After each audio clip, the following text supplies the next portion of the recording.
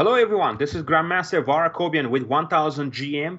I'm competing in a US Open right now in Rancho Mirage, California, and I will be showing you my games from starting from round number 1, which is going to be this video, to all the way to round number 9. I'm going to take you through the tournament, and hopefully we have a really good result at the end, okay? This is the round number 1 game. I'm playing against 1700 Mackenzie Niall. I'm playing with the white pieces. I'm playing in a 4-day schedule, which is basically the first 6 games are game in 1 hour. So I did not have time to play the traditional 9-day schedule or the 6-day schedule, so I'm playing the shorter version of it. So playing a lot of 1-hour games and then catching up on round number 7 and play merge. Everybody will merge in round number 7, and then we play the last 3 critical games. So in this game I'm white, and I started out with d4, knight f6, c4, e6. So my opponent is saying, okay, I want to play the Nimzo Indian defense. I could allow the Nimzo with knight c3, but I decided to play knight f3. This is how I like to play most of the time. He played b6. Now I went g3, and we have the fianchetto setup. And now he plays bishop b4 check. It's a very solid system. And the point is now if I play bishop d2, they can even take, and castle, or even bishop e7. So bishop on d2 is a little bit misplaced. So I decided to choose this line with knight d2. A drawback about this line is that knight usually better placed here on c3, and now this way I'm a little bit blocking the bishop. Here blocking castle, which is absolutely normal move, but also can play the move c5, which my opponent did. The point of c5 is now he's threatening, let's say if I castle, he can just simply take, and trade the bishops, and I don't really have much here. It's just Latsko bishops are off the board, blocking just castle, then knight c6. It's just roughly equal position here. So I have to do something here, and that's why I play the move a3. This is an important move, questioning the bishop. Now, he doesn't want to go bishop a5 because bishop a5 will be just very, very poor move because I castle, and he can never even take this because I will play b4 and simply trapping the bishop in a corner. So bishop a5 is a bad move, so he has to take. And now we achieve a 2-bishop advantage, which I've been showing you in the IM and GM North Tournament videos, that how important it is to have the 2 bishops and try to use this 2 bishop to obtain an advantage. My opponent took. And now I cannot take with my knight, obviously, because my bishop is hanging, so I have to take back with a queen. So this is still theory, and there are like a couple hundred games played in this position. And the main line goes like this: knight c6, queen c3. There is also queen f4 move here, but in general, it's not too much for white here. It's just, it's maybe a little bit better, but very close to equality, okay? So this is a kind of play I was expecting to see. But my opponent played h6, very rare, only played once in my database of over 7 million games. So very rare move. I'm not sure if this move is very useful, but I can see that he was concerned about me playing bishop g5 and then taking on f6 and compromising his pawn structure. So I play castle, which is normal. He castled, and I choose, there are a few different ways you can play here. Maybe I could have played the move bishop f4. But in a lot of these lines, the bishop on b4, after he plays d5 takes, knight d5, is going to be hit by like something like this, d5. Oftentimes after take, it's always going to be hit, and then I have to retreat somewhere. So I wanted to find a square for my bishop where it's going to be placed really well, and it's not going to be on the way. It's just a permanent good location for my bishop. So what I did was I played rook d1, putting pressure, knight c6, queen c3.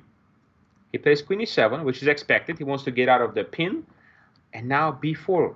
This is a very good move, I think, guys, because now the bishop is going to be parked on b2 on this excellent diagonal and putting some good pressure on that g7 pawn. And it's not so easy for black. So he played d5, which was expected, to try to exchange some pieces. Bishop b2. D takes c4. Queen takes c4. Now I have the pair of the bishops, a little bit more space on the queen side, and I'm a little bit better here. But now my opponent plays the move rook c8. Now, what to do in this position? Now he's trying to put pressure on my queen, and I have to choose here what to play. I have few options here. I can play queen b3, which is a computer's recommendation. He plays rook fd8. Rook takes d8. Rook takes d8. And rook c1. It's very important to note here that I want to keep one pair of the rooks. Like, I don't want to trade rooks here. You want to keep one pair of the rooks, accommodated with two bishops. You're going to have a long-term advantage here. You can press and press and press. There's no guarantee you're going to win this position, but at least I have a nice advantage here. So again, these are game in 1 hour, so you don't have so much time to try to find all the deep ideas. So I played the move queen h4 because I saw one idea, and I think he will fall into this. Okay, he should have played here the move rook fd8, and position is slightly worse for black, but very solid indeed. But I was thinking it's very likely he might play the move knight d5 because most people don't want to allow bishop takes f6 and get their pawn structure compromised. But I wouldn't have done that here because that would just simplify the position too much. See, this structure is a little bit weakened, but it's going to be very hard to do anything. King on g7 protects everything. So I would probably just keep the piece on the board and play like rook ac1. But he played knight d5. This is the first mistake of my opponent. Okay, so far he's been playing very solidly, even though he's only 1700. But you know, he's been playing very solid chess. So knight d5. Now this is an inaccuracy because I will take, and now he has to recapture. If he recaptures now with this knight, the problem is strong e4, hitting the knight. And if you go knight c3 or knight f6, it doesn't matter. I capture, and after the rook on a 7th, guess what? 2 pieces hanging. He's losing a piece. Okay? So that would be a winning position. So there were some other options he could have done here. After this, he has a move rook c2. This is something I had to calculate a little bit because it's not so simple. Because if I take on d5, he will take. I'm a little bit better in that position as well, but I'm not completely sure if I should just go for it here. If I play a rook b1, there is a line with knight c3 hitting my rooks, and if I take rook d7, unfortunately now my rook is misplaced here, guys, and he can play bishop takes e4 hitting my rook, and then he will simply take on f3. Okay, that doesn't quite work very well for me. Also, rook a2 looks awkward. I don't really want to do that, and it's not so simple. I have a very simple line, rook d2 here, which was my backup line. If tactically I cannot do anything, I have this, take, and knight has to go back, and this is just a very, very pleasant endgame for me. I have 2 bishops. I will put a pawn on f3, and then slowly bring my king in, and this is a big advantage for white. Okay, so still have to work hard to win, but it's a very nice advantage for white. So, but my opponent took with this knight, d knight, and now it looks kind of solid here, but we go in rook d7. It's a very strong move. Now we're hitting the bishop. If the bishop retreats, now this knight is guarding e7, so we have a very nice move b5 hitting the knight. Knight has to go away the piece. Okay, so he cannot do that, so he has to do something, so he played here. And now, very important moment here. Very important moment here, guys. I want you to pause and think here for a little bit, okay? To see how can you take advantage of this moment here, okay? So how can you try to create a threat? Because you really want to play b5 here. But if you play b5 here, opponent can just simply take it. So it doesn't work very well. So that's why we have to play a strong move here. a4. I was very happy to find this move because now I'm simply threatening b5, and that's going to be a fork. He cannot take here because if he does that after b5, again, knight has to move, and I'm simply picking up the knight on e7. He's losing a piece. So what else he can do here? How to stop the move b5? It's very annoying. This knight cannot move anywhere. If he takes the pawn, guess what? Then the e7 is unguarded. Somehow, very quickly, things are falling apart. So he has to play the only move, b5. Which is not a very good looking move, but okay, it's the only move that it's not losing material.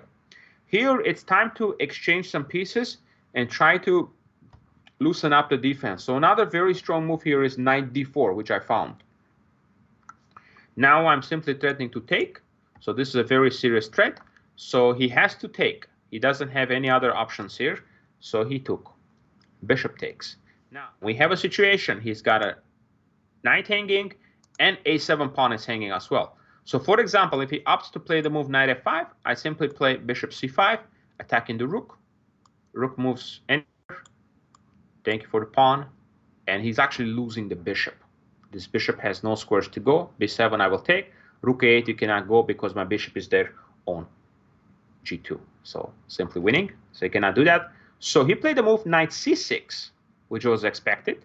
Bishop c5, strengthening the position now. He cannot play rook d8 because if he plays rook d8, I simply play bishop takes c6. And now we have a situation where the rook on c8 is simply overloaded. He cannot take here. He's losing a rook. Check. And here, I simply take back, and I'm attacking the rook as well. So that's why he cannot do anything. So now, bishop c5. He played rook e8, and now this is the critical moment here. I can actually just play the move a5, and he cannot do anything. So he's simply trapped, and he's in a total suksvang. I saw this idea, but I wanted to go for a concrete win here. I already realized I have a very good position, so I wanted to simply go for a concrete win and finish the game. Rook d6, attacking the knight. If the knight goes to b8, to keep the bishop protected, I go bishop a7, takes, bishop a8, takes, rook a6, and at the end, I'm just up a full bishop. So I'm easily winning. So knight b8 doesn't quite work because after bishop a7, he actually doesn't have a way to do anything. Next move, I'm just taking on b8 and a6 bishop. So he plays bishop b7, trying to defend the knight, but then simply a takes b5. Very powerful, attacking the knight. Knight has to go. Anywhere he goes, he's losing the bishop, so the only move is rook d8. And now, guys, tactic time, okay? We need to find the right tactic here to win some material here. Here we have a chance to eliminate the knight and then pick up the bishop. If he takes bishop g2 in between, we go check and simply pick up the bishop, and then a7 is winning advantage. So after rook d8, he took back here, bishop b7. Now I have two bishops and an extra pawn. This is completely winning. So he played rook c7, bishop c6. Now I'm threatening rook takes a7. He went here, and now after bishop d6, I skewered him, and my opponent resigned. So I really like this game. I thought it was, very nice, not a very, complicated game, but I think once the queens come off the board, I had to play very energetically. So a couple of these moves I really like: rook d7, a4, knight d4, and then finishing touch rook d6. So I think this was very clean. Again, my opponent could have played better, but it's very hard. It's a game in 1 hour, and it was a lot of pressure. And once again, we saw the domination of the two bishops, guys. Always good things can happen if you obtain the two bishops and keep them and try to put pressure on opponent's position, okay? So this is something I want you to remember and to be able to continue, play, and get good positions like this. Very, very important. So this concludes the round 1 game of the 2022 US Open Tournament, guys. And once again, I will have videos of every round. So this will be the first round. Hope you guys enjoyed this video, and looking forward to showing you some of the other games as well. This is Grandmaster Var Akobian with 1000 GM, and we'll see you soon again. Have a good one.